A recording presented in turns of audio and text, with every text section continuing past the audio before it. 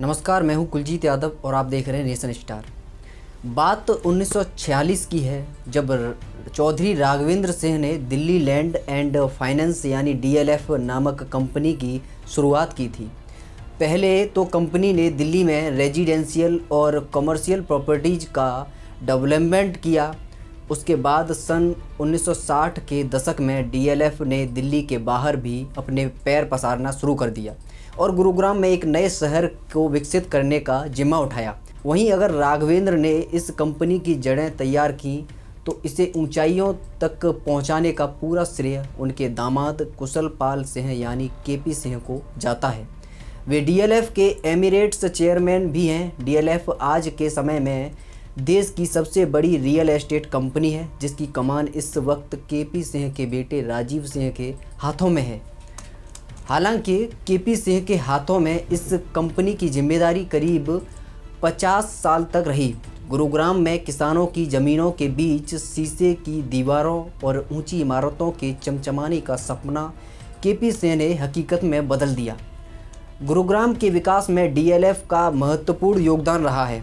इस कंपनी ने शहर में आवासीय, वाणिज्यिक और औद्योगिक क्षेत्रों का विकास किया।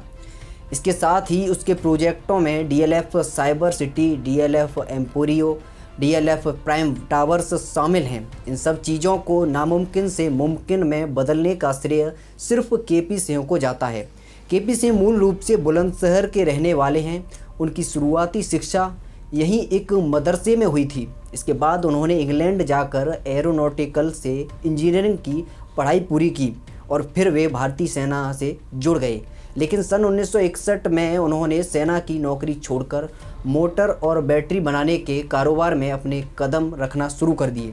परिवार वालों की सलाह पर उन्होंने 1975 में डीएलएफ को रिवाइव करने की जिम्मेदारी उठाई, जिसकी शुरुआत उनके ससुर चौधरी राघवेंद्र सिंह ने 1946 में की थी। इस कंपनी ने भारत पाकिस्तान के बंटवारे के बाद पाकिस्तान से भारत आए लोगों के लिए दिल्ली में 21 कॉलोनियाँ तैयार की थी।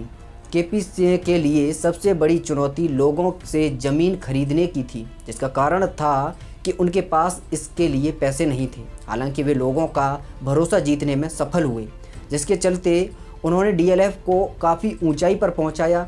फिर उन्होंने डीएलएफ को दिल्ली की सीमा से बाहर निकालकर गुरुग्राम में कई प्रोजेक्ट तैयार किए। इसके बाद उन्होंने सन 2020 तक डीएलएफ के चेयरमैन की कुर्सी छोड़ दी। कुशल पाल सिंह के समय में डीएलएफ कंपनी ने गुरुग्राम में कई भूकंप रोधी ऑफिस बिल्डिंग, अपार्टमेंट और शॉपिंग मॉल बनाए और 2007 में अपना आईपीओ भी लेकर आई थी, जो कि भारत में सबसे बड़े आईपीओ में से एक था। आज इस कंपनी का मार्केट कैप बढ़कर 24.5 अरब डॉलर है और उनके परिवार की गिनती दुनिया के सबसे अमीर परिवारों में होती है। पिछले साल केपी सिंह ने डीएलएफ में अपनी पूरी हिस्सेदारी बेच दी। केपी सिंह देश के सबसे अमीर रियल एस्टेट कारोबारियों में से एक हैं।